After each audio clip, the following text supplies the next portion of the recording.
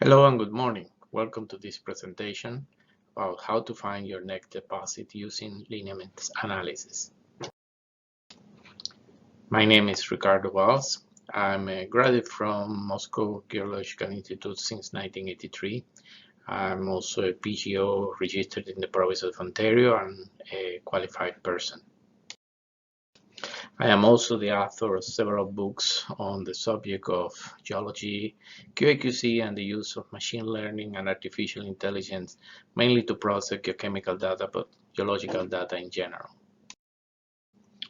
You can obtain a copy of this presentation just by emailing me at valsvg@gmail.com, so there is no need for taking notes. The presentations also include some sources and videos. To the left here you have a video from my colleague Dr. Vadim Galkin. He explains in detail all the theory behind the lineament analysis. To the right is a little history of the work that we have done using lineament analysis.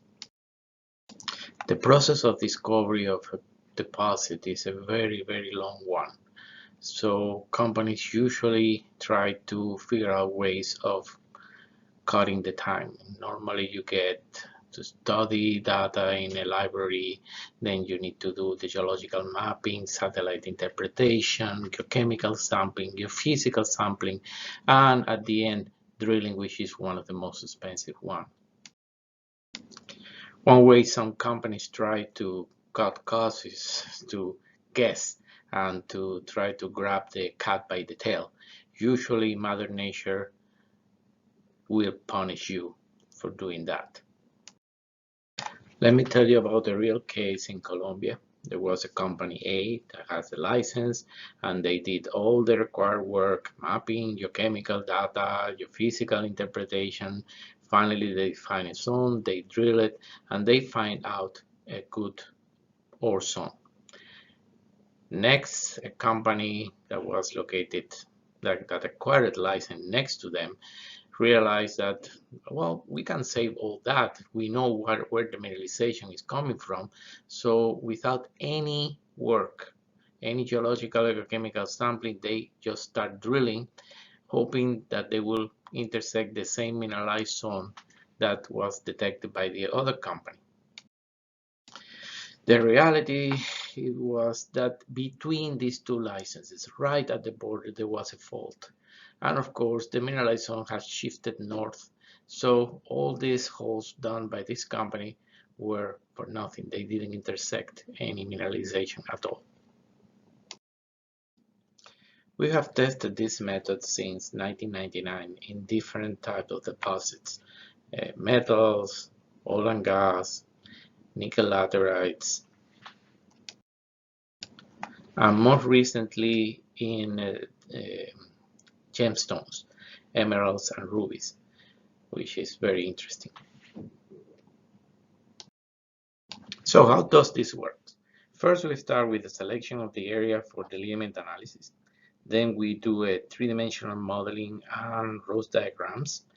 Then we do the data processing and finally the graphical representation. Well, we have done more detailed lineament analysis on small areas less than 25 square kilometers. Usually the method works better when you have larger areas. 50, 100 square kilometers will be the minimum. One of the reasons is because a circular structure in a small area could look like a lineament, like a main lineament, so that will generate problems during the interpretation. The other thing is that you need to select an area, especially if you're doing three-dimensional modeling. You need to select an area that is larger than your current area of interest to avoid the deformation effect that gets around the borders of your area. Here we will be talking about 4 lineaments. Main lineaments, which are linear structures of more than 10 kilometers in length. Secondary, between 1 and 5. Tertiary, less than 1. And circular structures. If you want to do a little practice, please print this map out and we will draw some lineaments on it. You can start by drawing main lineaments that you can see here. So I will just look for structures that are in a line, in a direction. As an example, I have drawn here 5 lineament analyses. They are not all that they are, but just some examples of the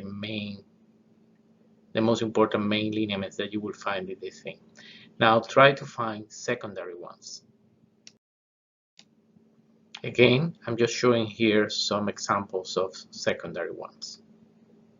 In the next step, we will try to find some circulars.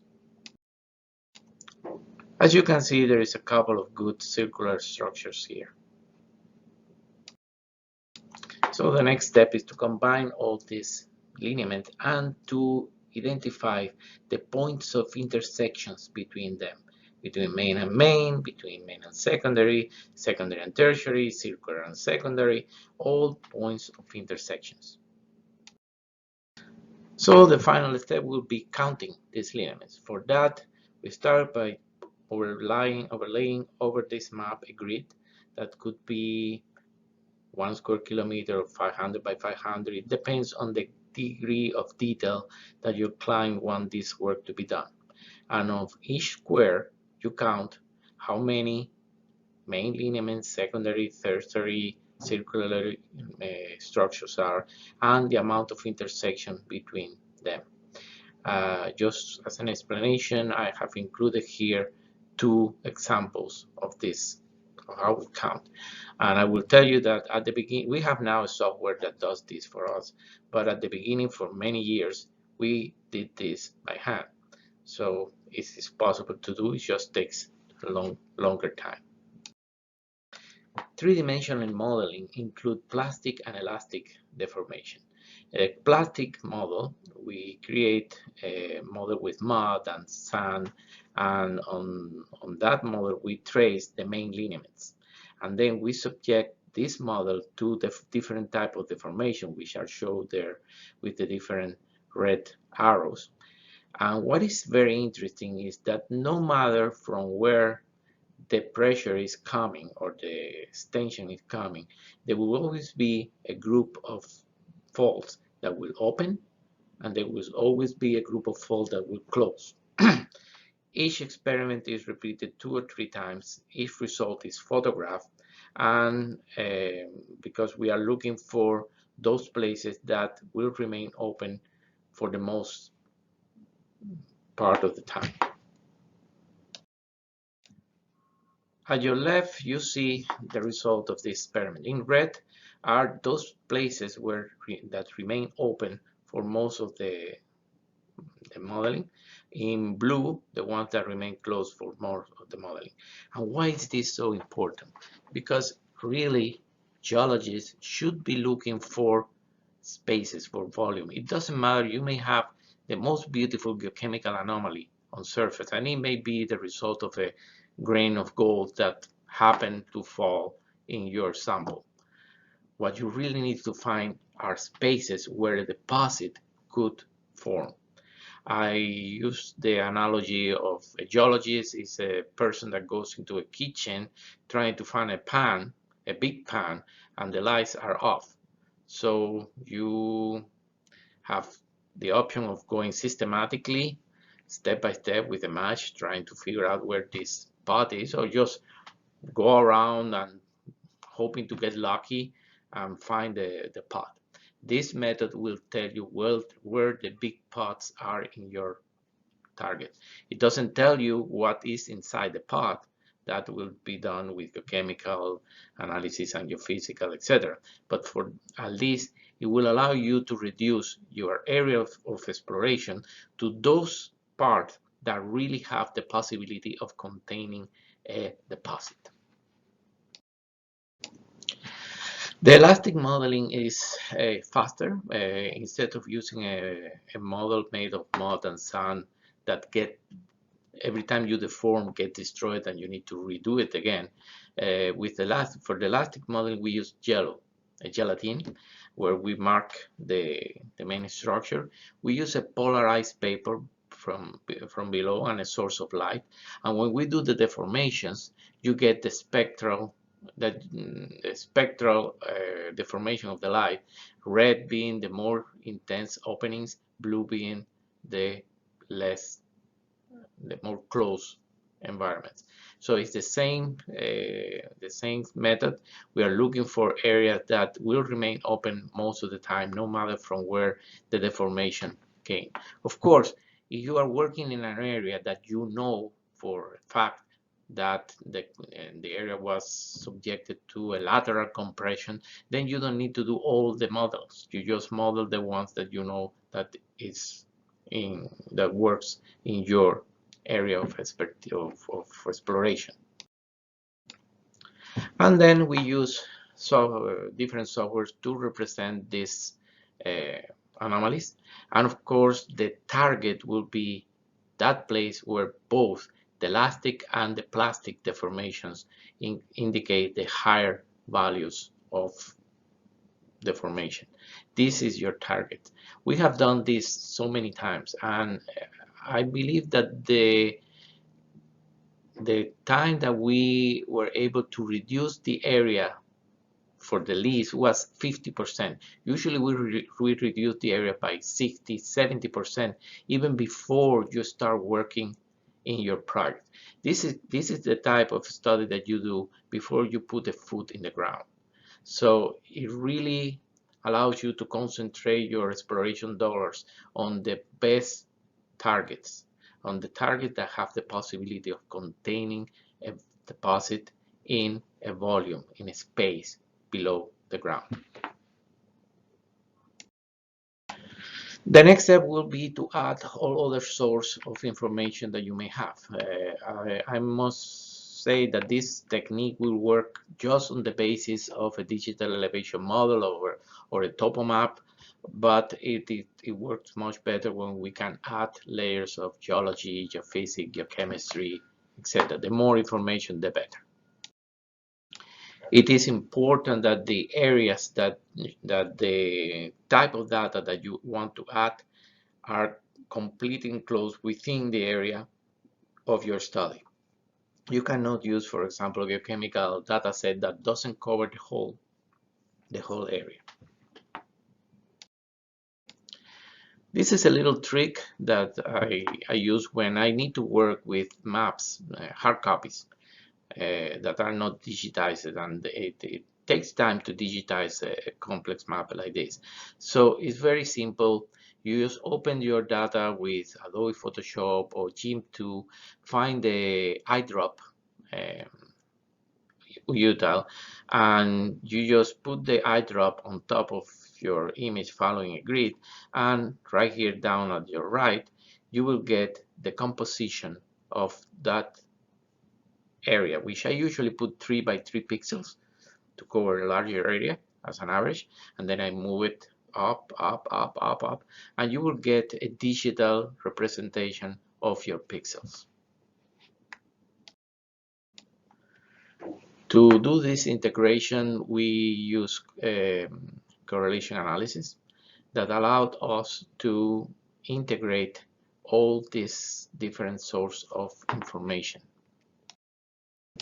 The difference between our method and the hyperspectral method that you see here to the right, usually the hyperspectral method, they will have like 500 layers, and they say layer 30, 45, and 170. When you put them together, that will be montmorillonite. And those other three, that will mean quartz. Our method creates just one layer of information, a map that we call the prospective map. Another source of data is ROS diagrams, and this is something that can be done and usually done directly in the field, but how the problem was how to get that data into our system. And I created the flow chart that you will see here to your right that allows you to interpret each rose diagram as a geometrical figure, and each geometrical figure has a value, so you get digital data that you can integrate and do correlation analysis and all the fact that we do with our analysis. Once you have all your data, you will get a table in Excel that will go from here to the next wall. It's usually very, very long. You have here the columns, UTMs, east, north, main, secondary, tertiary, all amount of intersection between main and second, main and tertiary, etc., etc., etc., plus all the geophysical, geochemical, geological, rose diagram data. So it really becomes a very, very large data set. After that, you start doing normal mathematical modeling, like determining the distribution law, eliminating hurricane or statistical outliers or hurricane values, and to prepare your data to do correlation analysis. And the correlation analysis allows you to create the figure that you will see here to the right, which is called a dendrogram, that represents the relationship between the different units the parameters that we are measuring. I forgot to say that once you have this data, the method works much better when you have within your target a known area of mineralization. In that case, if you have an area that you know that there is a type of mineralization that you're looking for there, you divide your data set into one that covers this mineralized area and one that covers an area that you know for a fact that is barren. And the objective is to get this coefficient, correlation coefficient, which I call the RCC, and that will be different for the mineralized zone than from the barren zone. So again, you will have the same amount, the same types of lineaments, no matter where, on top of the deposit or on the barren zone, but the relationship between these lineaments will be different, and that is what's going to help you map define your nets or body. Another method that is very useful is factor analysis. The only problem with factor analysis is that it's a mathematical tool that is very difficult to understand the geological meaning. So it's almost a try and test and see what you get and see if you can interpret it. But because it's a mathematical method, it has also the advantage that it's unbiased. So just use it also. As I mentioned before, instead of having 15 or 20 or 30 maps, even if you do additive anomalies, etc., you will get a lot of different maps. Here, with our method, you get one single map, which we call the prospective map. And that prospective map can usually be simplified just to determine the target area. This is an example in Armenia, where the client had an area originally of over 500 square kilometers. We reduced that area to 4 main targets. So by 75%, we reduced the area. And all the work that have been done, exploration work that have been done in this area has been very, very successful. For most of our graphical representation, we use Surfer, but there are many other software available to do that. But the thing is, you can represent target areas here. To the right is a graphical representation of the rose diagram. This is a real case study in Colombia in the area of Remedios from a company that have several mines in the area, which correspond to the, let me see if I can use this thing here. All the deposits are in this area here, and we found this new target zone for them, and they are currently exploring it. So here is a little bit of information about us. As I said, my name is Ricardo Valls. And for my good friend and colleague, Dr. Vadim Galkin, who is actually the brains behind this method. As I promised at the beginning, these are other sources that you can check to see, to learn a little bit more about the method. There are several companies that have filed their 43101's report on CEDAR, so they are public information, and you can find results of this method there too. You can contact us here at Financial Consulting Toronto. And again, thank you very much for your attention, and we hope this presentation will help you find your next ore deposit or oil and gas. Have a good day. Bye.